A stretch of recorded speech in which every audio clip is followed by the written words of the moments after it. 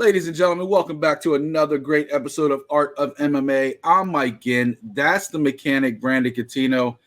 This week, we got a lot to talk about. Of course, we'll get caught up on UFC 273, get our thoughts on Henry Cejudo. We talked about that one pretty much a lot, so we'll only get quick thoughts on that one. And then we'll look forward to, we got Bellator in action this week with a big card. We got UFC in action this week with a big card. We'll talk a little bit more about Sterling, Volkanovski, and then get a little thoughts on what Triller's doing this year. They just released their schedule. So we'll talk about all that. Of course, check out FightersFirst.shop. Get all the latest and greatest. Got the new Vintage 22 collection rolling strong. A lot of new stuff in there, including one I just put out today for the mechanic over there, him and his buddy Tim, kind of like an homage to the old Kickboxer movie. So I made it look like a movie poster a little bit. Obviously different. I don't want to steal exactly from the Kickboxer. So it looks different, but it looks pretty cool. As I said in the caption, I think Tim is your Tongpo. He is your rival. Anyway, check out FightersFirst.shop. Get all the latest and greatest on that one. I also put a brand new one in there for Slamtown as well. So check out that. Check out the licensed content. Of course, I'm rocking the new Art of MMA shirt. Brandon's got the old legendary Kevin Randleman shirt I'm not allowed to sell anymore thanks to some licensing issues. So he's got a collector's item over there. Maybe one day he'll put it on eBay for like $50,000. Who knows? But anyway, Brandon, how you feeling this week? Feeling good, man. Ready to talk some mamas with you, you know? Yeah, we got a lot to talk about this week, and we'll probably get into it on the Aljamain Sterling segment. But real quick, news came out this week. Henry Cejudo's. We talked about it during the segment. Will he come back a couple weeks ago? We've talked about it in length, so I don't really want to spend too much time on this.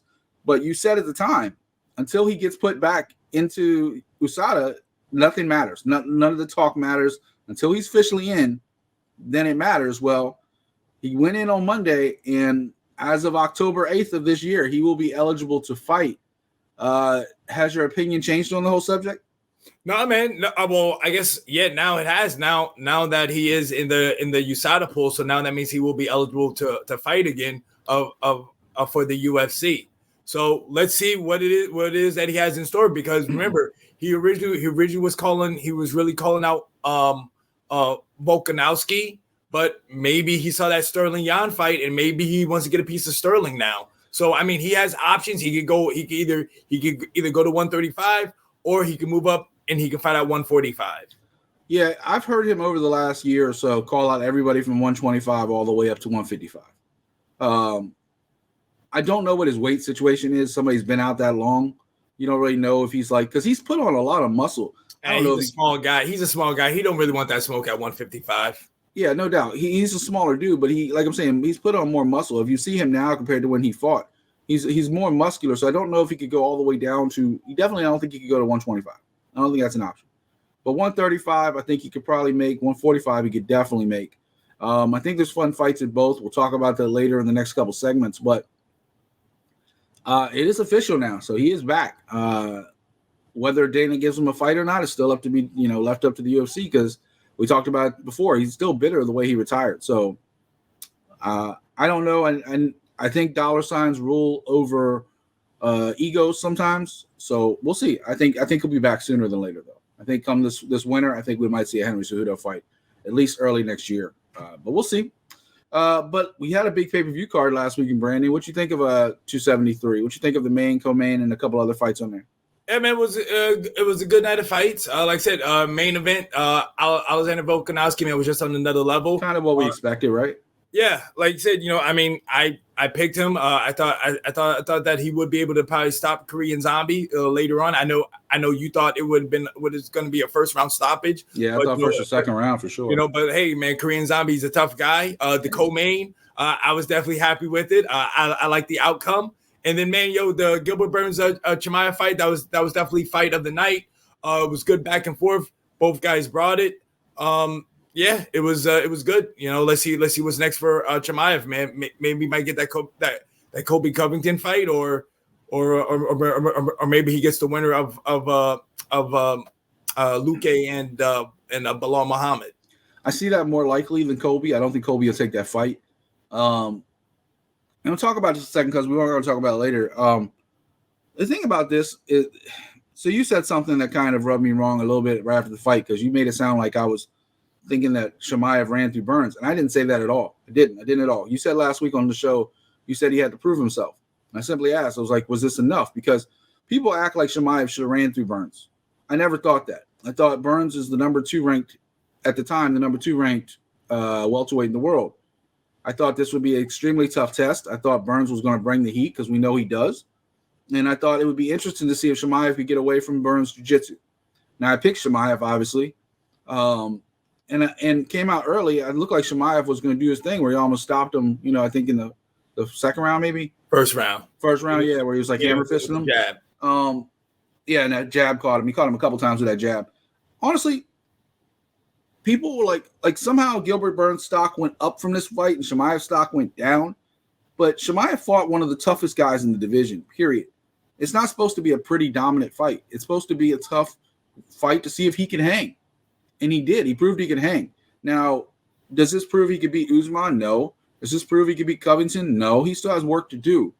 And it actually probably catapulted him further up in the rankings than he should be at this point because he still has a couple more fights to kind of really prove where he is and to grow as a fighter himself. This fight, I think, will make him grow immensely because he learned things about himself. He'd never gone past 6 minutes in a fight, Brandon. Like this was a test. You always talk about sometimes people want to get rounds in. And I always thought that was ridiculous because I was like, I want to get out of there as quick as possible. I don't want to fight 25 minutes and take a chance I might lose a fight. But in this case, it was a good experience for him because, and I apologize at home. I know my camera's glitching a little bit this week. I do apologize. As long as you can hear my beautiful voice, though, right? But yeah, I think this was a great test, and I think it really proved that he was tough, that he could handle and he hang with the bigger fighters. Could he improve? Absolutely. Did this raise Gilbert's stock? I don't agree with that. Like Gilbert Burns is the number 2 dude in the world. I know he was the heavy underdog, but he should have won this fight. He was the number 2 guy in the world. Like you're that guy trying to hold on to your championship possible spot.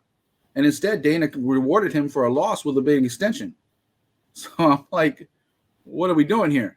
I know he brings the heat and he brings the fun and excitement for the fans, but you got to win. So I think it leaves questions for both, to be honest with you. But I'm still on the hype train for Chimaev. I think he'll make adjustments and come out even stronger because the guy is a gym rat. He doesn't leave the gym. He gets in there, goes to work 24/7. So the whole Sterling thing, I had Jan. Honestly, I thought it was a draw. I said it then. I'll say it now. I thought it was a draw. But if you don't give a 10-8 round, and we'll talk about this more next segment, if you don't give a 10-8 round for rounds 2 or 3, then in that case, I had Jan winning 1, 4, and 5. We'll talk about it later, but that was my opinion on it. I think Volkanovski did what he was supposed to do. He went through, Korean Zombie. I think Marco Madsen proved something to himself in a very tough fight with from Hell Pichel. But I also think he showed a lot of holes. I think Pichel exposed him quite a bit. I think Mackenzie Dern really proved herself that she's up there as a contender in the strawweight division. Tisha Torres brought the fight. You can argue over the decision if you want, but it was I wouldn't have argued whoever won that fight. It was such a good close fight. Camera's driving me crazy. I don't think they want me to talk this week, Brandon. And then, of course, Pennington did what we both thought she was going to do, get that win. Your boy Julio Arce, big dub to start the night. And Ian Gary looked incredible, decision fight, but he looked really good. So that was last weekend's action. Tell us at home what you thought of some of the action. Leave a comment. Let us know. Brandon, you ready to talk about some subjects this week? Yeah, always ready. All right, so speaking of UFC 273, of course, the first subject right off the bat, Aljamain Sterling. Everybody's on different sides of the fence. As we saw in UFC 273, a lot of people on both sides of the show. Aljamain Sterling and Peter Yan. I don't believe the story is over, but we'll talk about that a little bit more in a second. But really, he's a champion in name, but questions do remain no matter what side of the fence you're on. And did he really silence any critics with his performance this week? That's kind of the subject for this segment. Brandon, I know you're a huge Funkmaster fan. And I know right off the bat you're going to go to war defending him. But this fight was razor thin no matter which way you looked at it. Obviously, rounds 2 and 3, clearly Sterling, no doubt. Sterling almost finished him a couple times with those rear naked choke attempts in the second round especially. 4 and 5, I think clearly were Yan. overall, he ended up with almost as much control time as Sterling did because of the way he was laying on him. But obviously, he didn't have the submission attempts. He didn't have all the extra movement. He was really more just controlling the cage rounds 4 and 5. The real question is round 1, right? Round 1, I've watched it 3 times. I know Sterling technically had more landed punches, like 19-13 or something like that. But Jan controlled the center of the cage. Sterling kept circling, trying to jump in and out. Jan was very measured with his attacks. And he stuffed a couple takedown attempts. And overall, I think John McCarthy agreed with me. Dana White clearly got a lot of heat because he did agree with me as well, thinking that Jan probably won this fight. Now, me, I think it's a draw. I think you have to give a 10-8 round in that second round, and no judge did. We saw it in the Adesanya Blachowicz fight, right? Like where Blachowicz basically laid on him for a bunch of rounds and got a couple 10-8 rounds. So how does Sterling not get a 10-8 round for at least round 2, in my opinion? It's Florida. Yeah. Okay. Fair enough. Sal D'Amato was involved. All right. Anyway, but I have it a draw. I picked Sterling last week. I know Brandon thinks, I hate Sterling. I picked him last week. And I'm getting all this out because I know Brandon's going to go on a long rant. Right. And I do want to point out, people at home keep forgetting this. Jan did not have his normal corner. He had like one guy from his camp that had a visa. The rest of them got denied.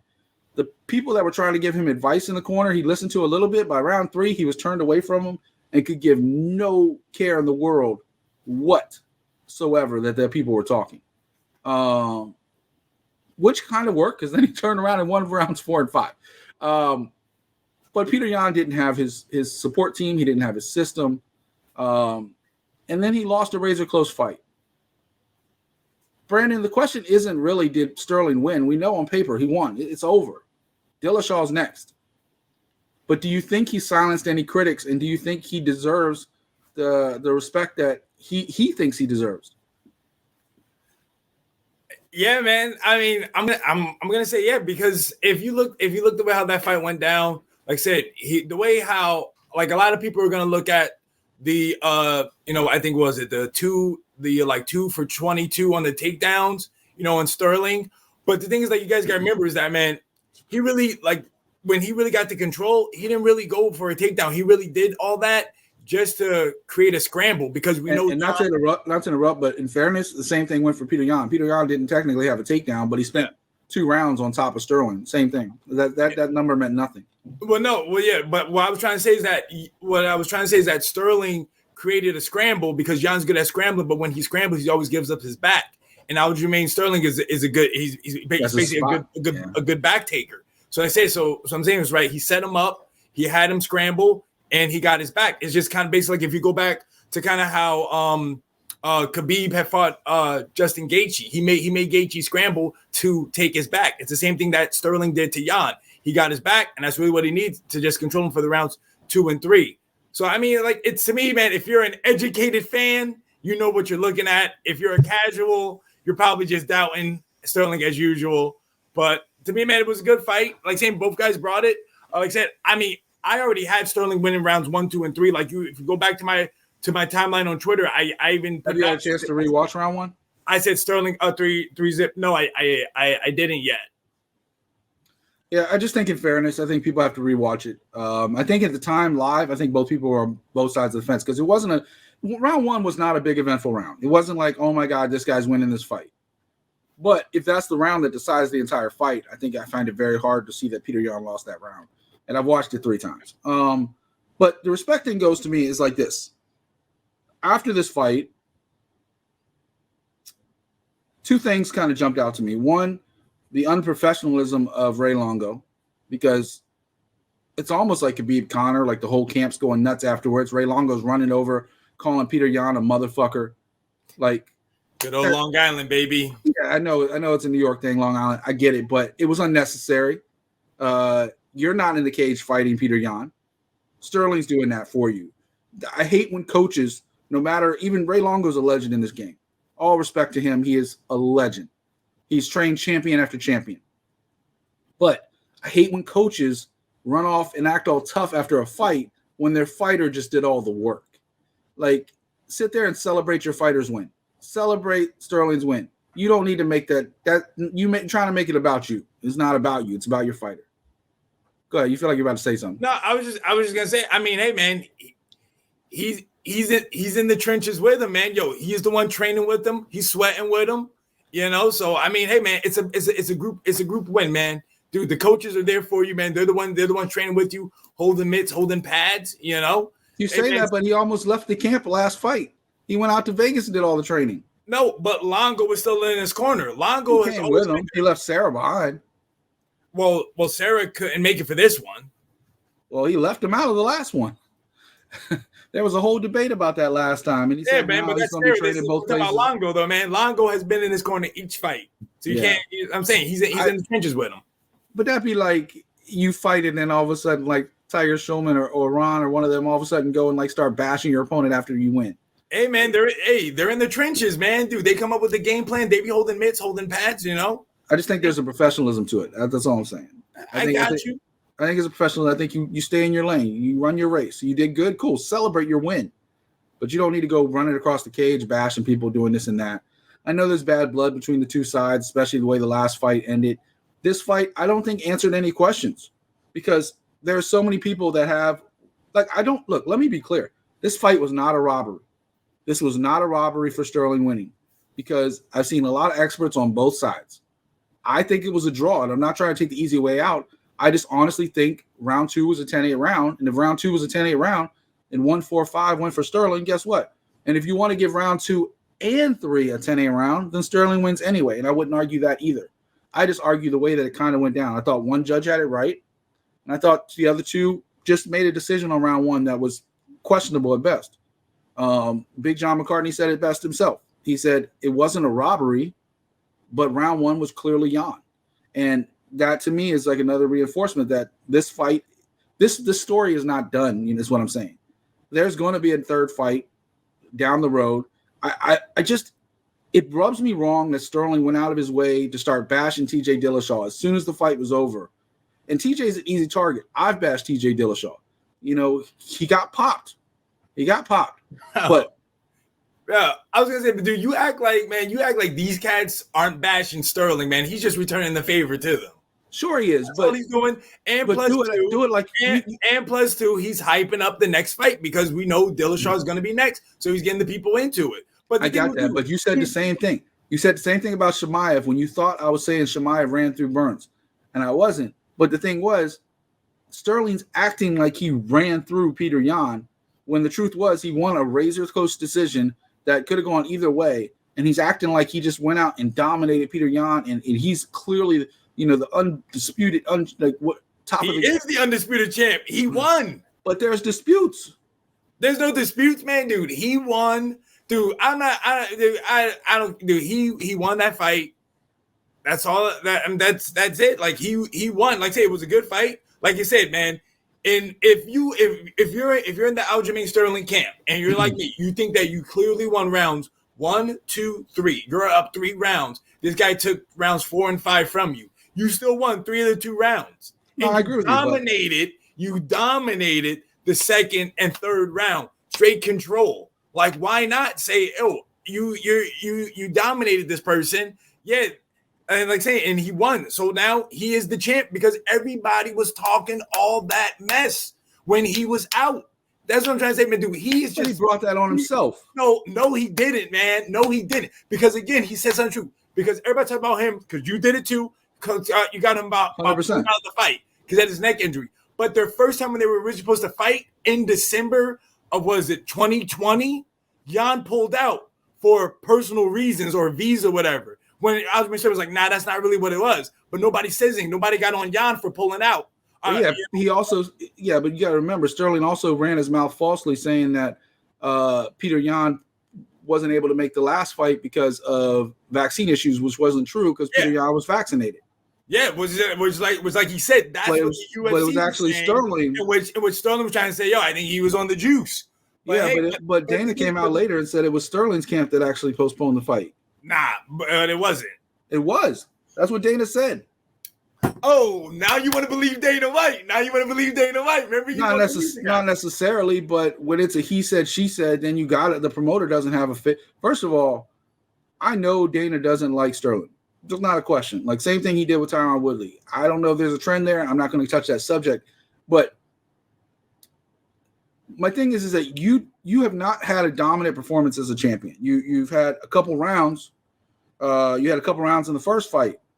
One of the biggest things I'm saying right now is he needs to fix that cardio dump rounds 4 and 5, because he's clearly dragging rounds 4 and 5. He came out like fast round 5 last against Jan this fight, but then quickly, as soon as Jan took him down, it was over. He's lost championship rounds, like each of the last 2 fights. Before the knee, he was losing. This fight, he was clearly losing rounds 4 and 5. You go up against somebody like TJ Dillashaw, who, we know what he got popped for, but at the same time, we know what he's done. We know what he came back against Sandhagen and how good he looked.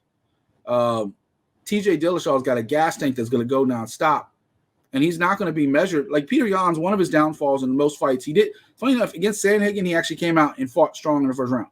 But every other fight, Peter Yan comes out and he adjusts as the fight goes on. He feels his opponent out in the first round, second, third round, he starts targeting you and figuring it out. Peter Yan isn't TJ Dillashaw. TJ Dillashaw comes out fast. And so this is going to be a very interesting first round between these two guys when they fight, because Sterling came out fast the first time and kind of had an adrenaline dump, kind of cost him late in the fight. This time he came out more measured and left questions about the first round. Obviously, second, third round, no questions. TJ Dillashaw is going to make him fight in that first round. And it's going to be interesting to see if Sterling can use his jiu-jitsu and use his grappling to kind of weather the storm against TJ in that first round. Because I think this is the opposite. I think TJ can keep going for 5 rounds, but I think the longer the fight goes against TJ, I think Sterling actually has an advantage in this case because of his grappling and his ability to get him down. But my final thought, and I'll give you the final thought after this, is that this reminds me of the Benson Henderson reign. When Benson Henderson was the king of the 155-pound division, people doubted him every time. They doubted him after the Frankie Edgar fights. They doubted him all the way up until he lost the belt to Pettis. This kind of reminds me of that. It's like no matter how much time Sterling wins, there's going to be doubts because he was given the title to begin with off the disqualification, and then he defended it in a razor-close decision. And so I think in order for me, and I think I can probably speak for a lot of doubters, in order for him to get the respect he deserves from me, he has to go out and dominate and finish, or at least win a good decision against TJ Dillashaw. Like, this fight left a lot of questions because people still think Jan won. So I think he has to come out and silence the critics in the next fight. I don't think he could have silenced in this fight, unless he came out and finished Jan, which he almost did. But without that dominant win, I don't think he's going to silence the critics. What do you think? Haters are always going to hate, man. That's it. Dude, it don't matter what people do, man. People will always try to find something on you. I mean, hey, we'll see. Like, I mean, dude, I mean, it's finally like now, like, yeah, you're right. Like Volkanovski, he doesn't get the love that he deserves. But the reason for that is because he's beating up on everybody's favorite fighter. Saying everybody loves Korean Zombie, everybody loves Max Holloway, everybody loves Brian Ortega. He's beating him up. People hate on him anyway. But this time, though, like, we'll talk about that in a second. But I'm saying, he did get a good stoppage on on Korean Zombie. But I mean, who knows if the people are still going to be loving on him or they're still going to be hating on him. Well, we'll transition to that. That's a good segue. That's enough on the. Leave us a comment on the Sterling thing. Tell us if you think he's silenced the critics or not. Yeah, haters. Spew that bogusness on there. Let me know. Bogusness, that's the best way you got to put that. I can't talk shit. My camera's glitching this whole time. Anyway, speaking of Volkanovski, the next subject is, he's been teasing after this dominant win against Korean Zombie. He teased to move to 155 pounds. We'll speak if that's a good decision or not. But you kind of brought up one thing before I kind of get into that, is you said he beat up everybody's favorite fighter. He beat up T-City. And he beat up Zombie. He didn't beat up Max Holloway, at least not the second time. The second time, I think even you agreed that Holloway won that fight. So it was a robbery in many, many people's eyes. This was supposed to be the Holloway fight that was supposed to happen. Holloway had an injury, set him back. He would have been able to fight this date anyway, because you got to remember, much like the Sterling-Yan fight, this fight got pushed back a month. And people are like, oh, if Holloway could fight in April, why did the fight get changed? Well, the fight was originally supposed to be in March, and he couldn't make March, and he didn't want to hold up the division. In my eyes, Max is still the greatest featherweight right now in the world. AJ McKee, we'll talk about him later. Volkanovski, doesn't matter. In my mind, Max Holloway, hands down, is. You saw what he did against Ortega. You saw what he did against Calvin Kattar. You saw what he did against Volkanovski last time. In my mind, you can't change it. Max Holloway is the greatest right now in the game. You can talk all the time, Jose Aldo, a bunch of other names, but in my mind right now, there's Max. Now Volkanovski, I think Volkanovski silenced the critics. I think in his eyes, I think in most people's eyes, I think he silenced the critics because what he did to Ortega, like he had a lot of questions after that second Max fight. But after that Ortega fight, he left no questions. And I think that silenced a bunch of critics. And the Zombie fight, no questions. It was a mercy killing stop like by Herb Dean, like jump in there and stop that fight. I know Zombie kept saying he could continue. That fight should have probably been stopped between the rounds, if not before that. But Herb Dean did a great job. I know I don't say it a lot. He did a great job in this fight. I just want to give Brandon that little bit, that little. But I think, well, see, here's the thing. During the fight, I actually said, I think Korean Zombie should move to 155 pounds because I think he's tall, he's lankier, and he's a little bit slow for 145 pounds. He's tough as nails. He goes through everything. There's a reason why him and Leonard Garcia had those wars, and he got the nickname the Korean Zombie. But how many wars can you go through before your body stops? You know, people have talked about him maybe retiring after this fight. I think he would thrive at 155 pounds. I think he'd be quicker than a lot of the guys, and I think his toughness would pay off at 155. I don't know if he'd be a title contender, but I know he'd be a really good fighter at 155 pounds. Volkanovski made news because he said, you know, if something doesn't work out as a clear-cut challenger and he's open to the Max trilogy and everything else, that he wouldn't mind moving up to 155 pounds. Now, Brandon, I want to ask you, is that a mistake? Because he is a smaller, like, he's thick, but he is a shorter, stockier 145 pounds. Do you think he could make that move to 155? I mean, if we're doing 155, I mean, I want him to be like Anderson Silva when he moved up to 205. Like, you know, you're just picking fights here and there. You know, you're not trying to do top 5, top 10 guys. You know, you're just picking just some random 155er that maybe you think, you know, you can do well against. You know, but I'm saying if he's trying to say, hey, he wants to move to 155 and go up against, you know, like RDA or something like that. Like I'm not. That's not what he said. He said he's watching the winner of Oliveira and Gaethje.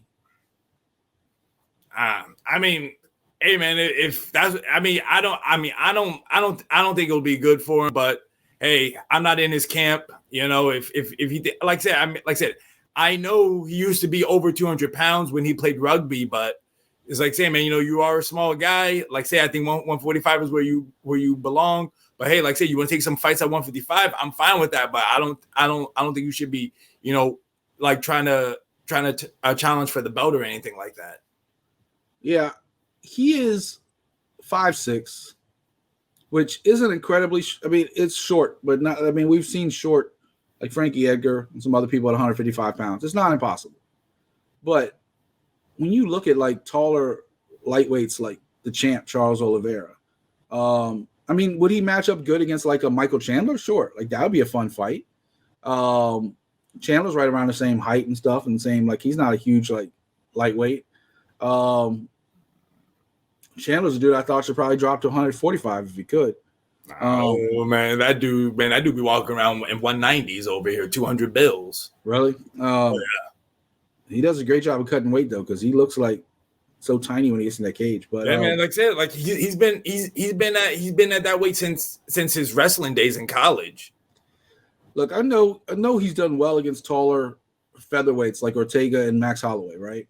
Like he's done well. Obviously, Max is like 5'10", 5'11". So he can do well with the reach. But the problem is those guys get bigger. Like if Volkanovski probably walks around 170, 180, maybe even more. Imagine the guys who are fighting 155 pounds, what they're walking around, right? So I just don't think it's a good move. I think he's a dominant champion. So when you're a dominant champion, you kind of start thinking about super fights and other things to make more paydays. And I get it. We hear it with Adesanya talking, when he tried to go to 205. We hear it with Usman, who's talking about even maybe going to 205 and skipping 185. But the problem is, one, there are challengers. We just talked about Henry Cejudo wanting that fight. He wanted this fight before Zombie got it. And they gave it to Zombie because Henry Cejudo wasn't in the USADA pool. And he was happy for Zombie. That's a friend of his. But Henry Cejudo is a legit challenger. He's a two-time champion. He is a former Olympic gold medalist. We don't know what kind of ring rust we have, but Dominic Cruz said ring rust ain't a real thing. You're in that gym every day getting punched in the face. Ring rust isn't real because you're already fighting. It's just a matter of how you react in the adrenaline dump when you're in front of a crowd. You're talking about you possibly having a fight coming up soon, but you've been out of action for a while. But you've been getting punched in the face in the gym. Like, you've been sparring. You've been doing other things. The fight part, I don't think, is the hard part. That walkout, that adrenaline dump, that getting back into the spotlight might be the biggest challenge, right? Like, how are you amped up? Are you excited? Are you nervous? Are you butterflies? And I think that's what different fighters go through. That's the ring rust. That to me is the ring rust, like how you react to being back on the stage. The fighting part, I think, comes easy to you guys because you do that every single day. It's just a matter of, like Daniel Cormier used to always say, like, he gets beat up more in camp than he ever did in a fight with Cain Velasquez and Luke Rockhold and all those guys. So I think Cejudo is a legit challenger. Do you think Cejudo's a legit challenger? Or who else do you think besides Max Holloway and Cejudo could possibly challenge him at 145? I mean, I do think Cejudo is a legit challenger just because they are closer in size. But Cejudo really at 145 against everybody else, I don't really see it. But like I said, because Volkanovski isn't really a tall guy, him and Cejudo kind of close in height, I can see that fight happening. Yeah, I think it's a good fight. I think it's a pretty good matchup. Overall, I think both Brandon and I are on the same page as far as that one, that it might be a little bit tough for him to make that jump to 145. Another name I would throw out real quick, though, even though he lost to Max, is Calvin Kattar. Calvin Kattar would be a fun fight for Volkanovski just because of his toughness and endurance. Arnold Allen's another guy I would throw in there. He was really impressive his last time out. And there's a bunch of killers. There's still people Giga lost to Calvin Kattar, but Giga can put challenges up for somebody like, Volkanovski, who sometimes leads with his chin. So we'll see. Volkanovski obviously has a takedown advantage against somebody like Giga, but sometimes Volkanovski likes to stand and prove himself. So we talked about fighters like that try to sometimes prove themselves a little bit more instead of following a game plan. The last segment of the day goes to our good friends over at Triller. Triller has been known to put on some fun cards, some shit shows. They've started doing more of their tryout combat cards. Of course, they bought BKFC, and now they're promoting Triller Boxing, Triad Combat, and BKFC, three distinct different brands. Brandon, the question is, are they spreading themselves too thin, and do you think they can succeed at promoting the three brands? And if so, what do you really see from this whole thing going forward? I mean, yeah, they're just putting on shows. They're in three different avenues. I mean, we'll all see who they can get to be on their cards. But like I said, I mean, we all know that people love BKFC. That has a big following. Like I said, they got a big show coming up in July in London with Paige Van Zandt being the headline. So they're good on that. I think people do like the. They're also going to Thailand in May. Yeah. Oh, well, yeah. And also, I was gonna say, I think they do like the Triller Triad as well. The Triad Combat thing. I think people like that concept. Like the only thing I really don't know what they're gonna do is really with the boxing. I just don't know who it is that they're gonna have on their boxing. Are they gonna try to do celebrities again? Like try to get a Frank Gore on there, a Mike Tyson again, like how they have Roy Jones or what. So that's that's the only thing. I'm not sure what they're gonna do with that, but everything else, I think that they're gonna be fine. Like I said, they're already they already have the market for it. They know that people want to see it. So I think they'll be fine. as long as they're getting their return on investment, they should be good. Which it seems like they do. Because like I said, because BKFC I think is kind of really staying the same. Because like I said, they still got Feldman still running things over there. So it's kind of like his baby. They just have more resources. Major investors, yeah. Yeah, to kind of put in it. So like I said, so the BKFC I'm not really worried about. Like I said, the triad combat, I'm not worried about that as well, because like I said, I think people are really into that. The only thing I worry about is the boxing, because they haven't done a boxing show, I really want to say, since the last Jake Paul fight. So their first boxing show is scheduled this year for June 25th, and they have a lot on the schedule as far as boxing goes. But they have different kind of events. They have what they call boxing premium events, which could be, a spectacle. They have done a good job with some up and coming fighters, giving them a little bit of love, or fighters that really haven't gotten enough attention. Their first triad event of the year comes on June 10th. They're doing some boxing shows down in Mexico City on the 15th and 16th of July. So they got BKFC booked until May 13th. After that, the London card is not official yet, so they're still working on that. But after that, it's all mostly boxing with some triad mixed in there a little bit. They have what they call triad combat club shows. They have triad combat premium events. I'm assuming the premium events will have people like Vitor Belfort, Frank Mir, and some of these legendary names that you know from MMA. Whereas the club shows might have like lesser known fighters doing the same kind of style fight. Same thing with the boxing. They have boxing club shows. They have blockbuster boxing events. They have premium events. So they have a whole thing through December 17th. They released the articles on MMA Fighting if you want to take a look. And BKFC stays busy every week until then. I'm sure BKFC, their schedule will get released more as the year goes on, which gives them even more to worry about. My thing is, like, anytime I've seen companies try to dip their hands into multiple avenues, there's one or two of the avenues that usually go away, right? Because they're not living up to the hype. They're not being as successful. They're not bringing in the money that the other avenue is bringing in. If BKFC is the move, then maybe that might actually eliminate, especially the boxing, like you mentioned, because who are they really going to get into boxing if they're not having a celebrity or something else involved? I doubt they bring back in Evander Holyfield. I doubt, Mike Tyson's doing his own thing. If he ever has another fight, it's going to be with his own promotional company. Roy Jones, the same thing. I know Antonio Tarver's still kind of active a little bit. That's a name. He was just down here in Tampa with his son. They just did an event last weekend at one of the clubs, or like the fitness club. They did an event like a boxing because Antonio Tarver Jr. is kind of coming up fast. Names like that could be a big deal, especially like a name like Antonio Tarver Jr. His dad is a big name. You put that on a card, maybe that's something.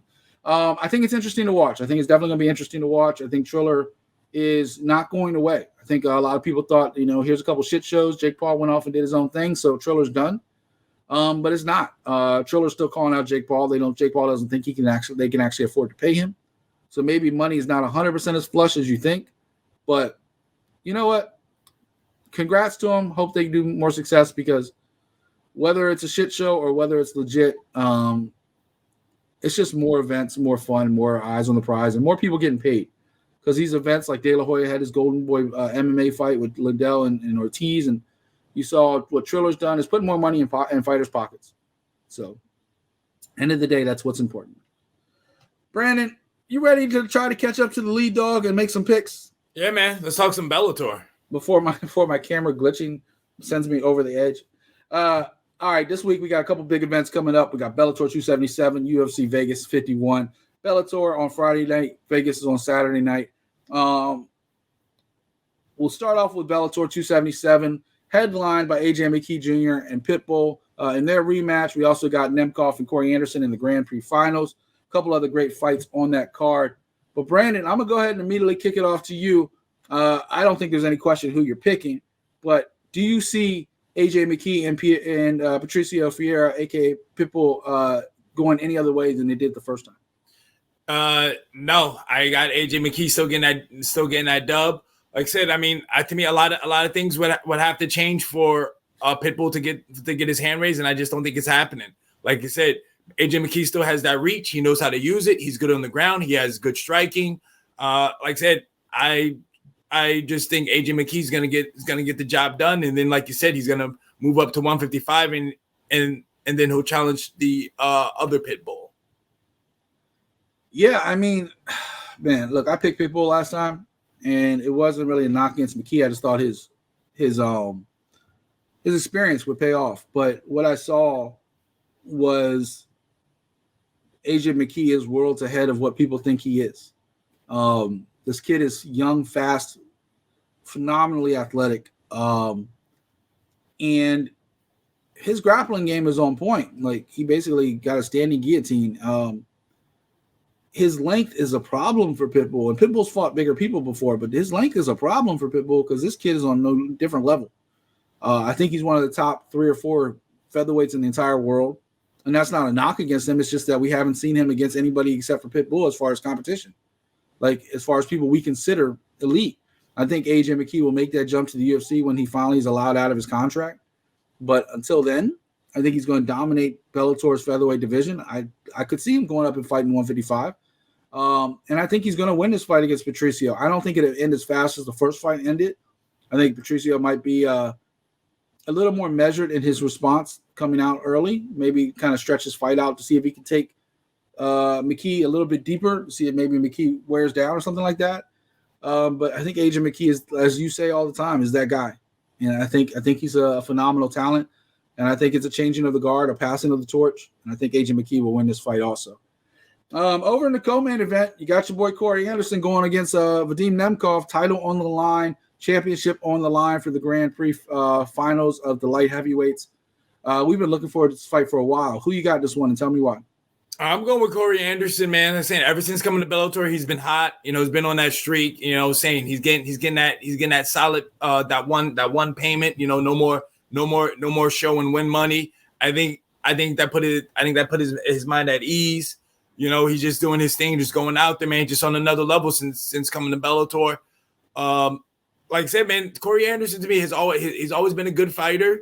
You know, like I say, he usually gets more wins than L's. You know, he had a couple of hiccups in his UFC run, but like I said, ever since coming to Bellator, he's been good. Like I said, I think it's gonna be a tough fight.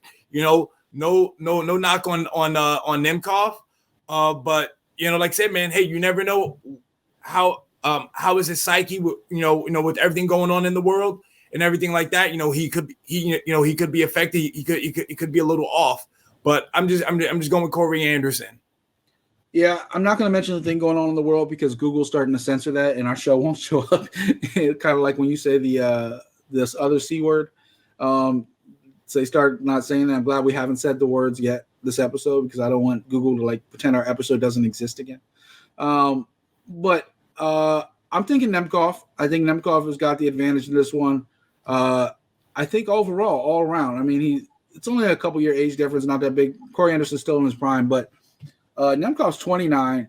He hasn't lost in 6 years, and that was a split decision. Before that was UFC title contender Yuri Prochazka. But here's the thing. The only advantage I think Corey Anderson would have would be wrestling. But at the same time, Corey Anderson's gotten knocked out a few times. You talk about his losses; they were all by knockout. Mm-hmm. Like he gets knocked, he sometimes jumps in and gets caught. Nemkov beat Phil Davis twice. Mm-hmm. He beat Ryan Bader. These are world-class wrestlers. Mm-hmm. So there goes Corey Anderson's wrestling. Like if they can't get you, I mean, Corey's good, but those guys are as good, if not better, especially Mr. Wonderful, Phil Davis. If they can't get you with the wrestling, what chance do you have? But I was going to say, I think Corey Anderson is a little bit of a better striker, though, than them. Possibly. I think Ryan Bader's pretty up there. Phil Davis has obviously gotten worlds improved since he started. But then you go and look at the fact that you talk about strikers, Liam McGeary. You talk about even Luque is long and likes to strike. He hasn't lost a fight in 6 years. And Nemkov's only gotten better every time we saw him. When you picked against him for Phil Davis, you saw in that fight, even you came out after that fight like, yeah, Nemkov's the truth. People have doubted him this whole time because he's not a household name. He's not an American fighter that gets all the publicity here. He's not a former UFC guy. You know, he came over from Russia and now is, fighting in Bellator for a while. this might be the fight that finally gets Nemkov the respect he deserves. I thought the Phil Davis and Ryan Bader fight should have been it. That seems to be the theme of this episode with Sterling and Volkanovski, but Nemkov is probably the most underappreciated champion of all. And we talk about him, you and I talk about him as one of the best light heavyweights in the world, but nobody else really is. So I think this is another fight for Nemkov to prove how good he is. I got Nemkov winning this one, keeping his title, winning the Grand Prix. And the sad thing is, if Nemkov wins this fight, I don't really know what's next for him because there's not many people he hasn't run through already in that division. Unless you want to like throw a Yoel Romero or somebody he hasn't fought in just for novelty purposes. Who is your other fight to watch on this card, Brandon? It's actually the fight right before that one, man. It's the featured fight on the main card. I'm going with the Pico Edwards fight. I'm going to go with Aaron Pico. Like I said, man, he's one of the top prospects that they have, in Bellator. Like I said, dude's good, man. He has real good, crisp boxing. We know he has wrestling, but he hasn't shown it. He's kind of like on that Michael Chandler tip, man, where he just loves to throw them hands. But like I said, but since kind of going to Greg Jackson's gym, he has kind of got a little more thoughtful in his fighting approach. So I think that they're still gonna have him move, doing well, and he'll get his hand raised. One thing I'll say about that fight, and I think Aaron Pico is a phenomenal talent. The only thing that's ever stopped him is himself. He jumps into situations he shouldn't have. Maybe Greg Jackson's kind of tightened that up a little bit. But his opponent, Adley Edwards, has been on a tear for a while. And funny enough, I was looking into Adley Edwards. His only loss? No. It was a split decision loss to our guy, Ryan Kim Kafaro, a.k.a. Korean Thunder. My guy, Ryan Kafaro. So, funny enough, back in 2017 in CFFC, Cage Fury. And Adley's never been back to Cage Fury since. But Ryan Kafaro gave him his only loss, split decision loss back in 2017. Look, Edwards is tough. It's gonna be a fun fight. Edwards has a lot of triangle chokes. He's kind of like a mini T-City. So it's gonna be a challenge for Pico if he gets in kind of scramble mode. But Pico has the hands by far. My fight pick of the card is actually I love watching Terrell Fortune bang. That dude can knock people out left and right. Raheem Cleveland has proven himself to be tough, uber tough over many, many fights. He lost via Kimura versus Steve Mowry, but before that, he ran through a few guys as well. But I think Terrell Fortune is one of those guys who's a special talent who can knock people out in a heartbeat. He's had some hiccups. He lost to Vassal, who is a veteran in this game, makes things tough for a lot of people. But right before that, he knocked out Mitrione, knocked out Jack May. And Fortune tends to bounce back after a loss. He tends to get his act together. So when he lost to Tim Johnson, bounced back out a few wins. I think this is another case of that. So I got Terrell Fortune in that one. Also on the card to look out for, you got Kyle Crutchmer versus Michael Lombardo. It's going to be a great fight. Anything else you're looking at on that card that kind of stands out for you? Man, I think really kind of talked about the main fights. Like I said, I like Tim Johnson, Leighton Vassal's another one. Yeah, I mean that is another fight too because both those guys did beat your pick, Tyrell Fortune. So like I said, that should be a interesting one at the heavyweight. Absolutely. Tune in to Bellator. It's on April 15th. They're out of San Jose. Another home state advantage for AJ McKee. They had talked about doing a rematch in Brazil, but there's also with everything going on in the world, a lot of complications with travel. So back in California for the fight. I think it's going to be a lot better main event than the last one, but I do think McKee's going to prove how good he is. So, moving on for the last picks of the night, I'm talking about UFC Vegas 51. Brandon, are we at the point where we say on ESPN yet? Or are we still sticking with Vegas? I think it's still Vegas. All right, Vegas 51, Vicente Luque and Bilal Muhammad, another rematch seems to be the theme of the week. Back in the day, Luque kind of handled Muhammad pretty easily. I know Muhammad's become a lot better fighter, but really what changes, Luque is also a lot better fighter. Who you got in this one and tell me why? I'm going with Luque, man. He won the last time. I think he's winning this time. To me, I just think he is still the better. If you want to go by striking wise, he definitely is the better striker to me. He punches and kicks. He kind of uses more Muay Thai, while Bilal Muhammad, he's more of a boxer. So I think that Luque has that advantage. Plus, too, man, Luque, he does have submissions as well. So he's good on the ground. I just think overall Luque is just a better fighter, and he's gonna get his hand raised. Yeah, I agree. I mean, Bilal Muhammad's gotten a lot better than he did back when they first fought back in 2016. But the one thing that hasn't really changed is how good Vicente Luque is. Luque is a contender. Like, people don't talk about him in the talk, but he should be a title contender today. The last time we saw Bilal Muhammad fight a title contender was Leon Edwards, and even though the eye poke ended the fight, Leon Edwards was winning that fight pretty easily. The length and the kicks and all the stuff that Edwards was doing was giving Bilal Muhammad trouble all fight up until the stoppage. Vicente Luque does a lot of the same things. He does a lot of the flurries. He does a lot of the straight striking, and he has a grappling game too. So I think Vicente Luque is going to win this fight. You talk about a guy, you don't talk about too many guys other than maybe like Masvidal or somebody that has a bunch of losses. Luque has 7 losses, but none of those losses have come really in the last 7 years. He has 2 losses, and that was Leon Edwards and Stephen Thompson. A lot of his losses were early on while he was figuring things out. Mm-hmm. He's figuring them out. He's beat like Tyron Woodley, Michael Chiesa. He made it look easy. He ran through Randy Brown, Nico Price, who's almost impossible to stop. He stopped Nico Price. So I got Vicente Luque in this one, and I think he's going to make it look pretty easy. And that's not a knock against Bilal Muhammad, because I love that dude.